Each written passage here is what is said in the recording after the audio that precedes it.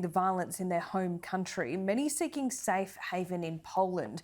Refugees are slowly making their way across Europe seeking temporary protection, but Western nations are being urged to do more as the war is likely to be long and protracted. Joining me now from Przemysl on the Polish border to Ukraine is the chair of the Australian Federation of Ukrainian Organisations, Stefan Romaniw.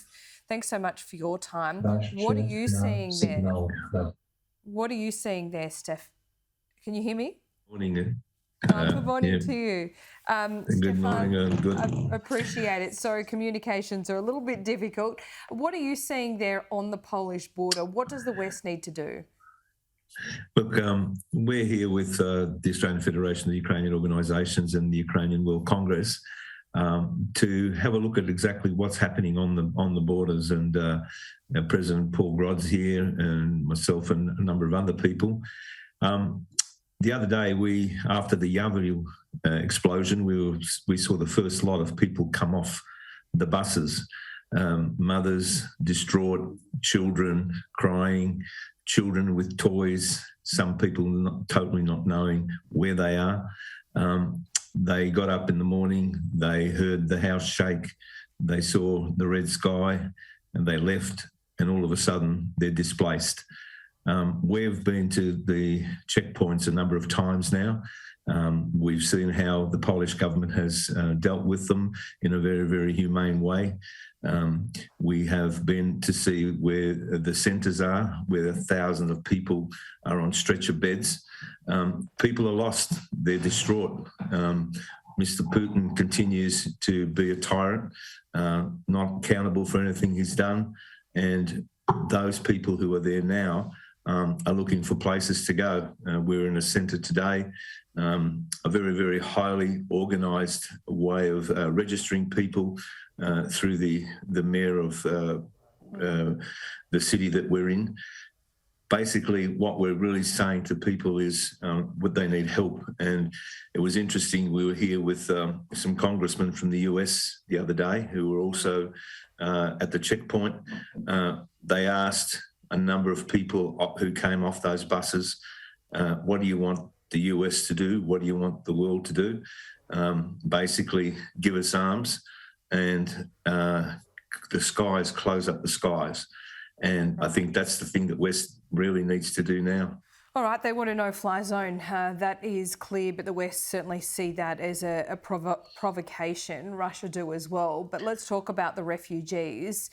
How many refugees can Poland absorb? You say the process is pretty good there in Poland, but how many people are getting to Poland and then going to other European nations or elsewhere?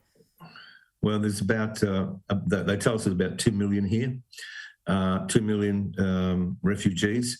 We know that Germany's taking about 60,000. We know that Greece is taking 30,000. We know that Australia has issued about 3,000 visas. They're going throughout Europe. They're displaced. They're looking for somewhere to go. Some have families and acquaintances. Others are obviously looking for places to go, and governments are responding.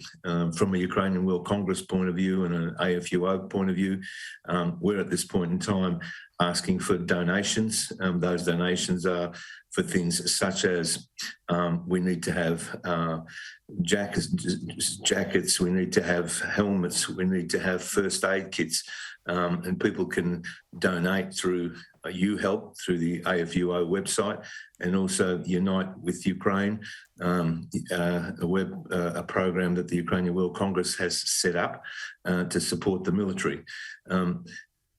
It really is, it's a tear-jerking situation when you see children in their mother's arms crying, other children running around, and they wouldn't know where they are.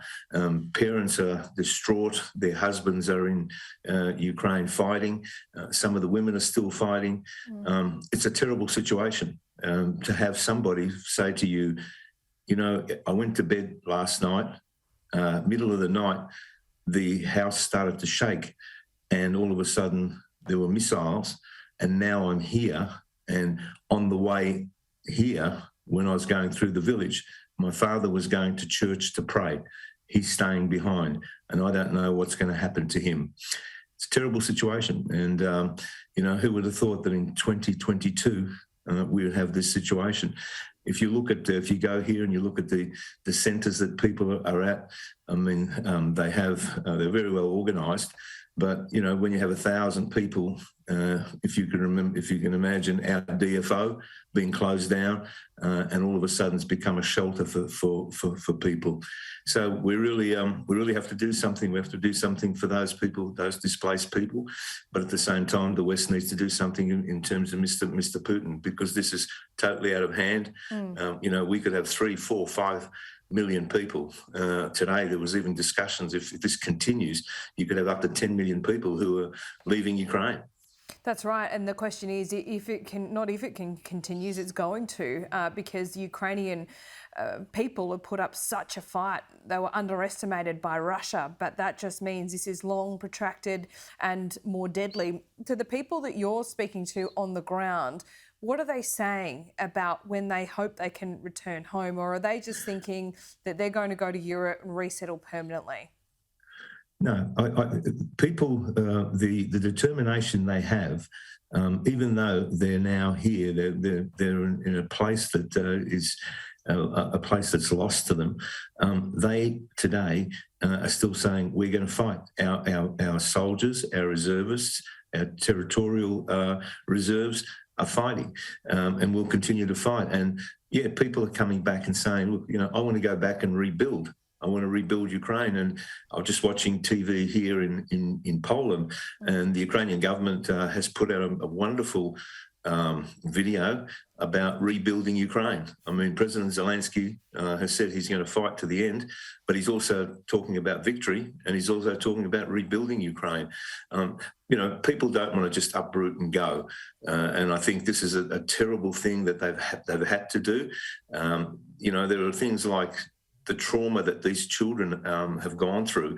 They need counselling now. Yeah. When they come to Australia, we're obviously hoping that the Australian government will change the humanitarian program and ensure that they can work and have Medicare and have counselling and all those services. But it is a very heartbreaking situation. It certainly is, and we appreciate you staying up for us to be on the program, because it is fast approaching 2 a.m. Where you are. So, Stefan, I really appreciate it. We'll speak soon. Okay, talk to you soon.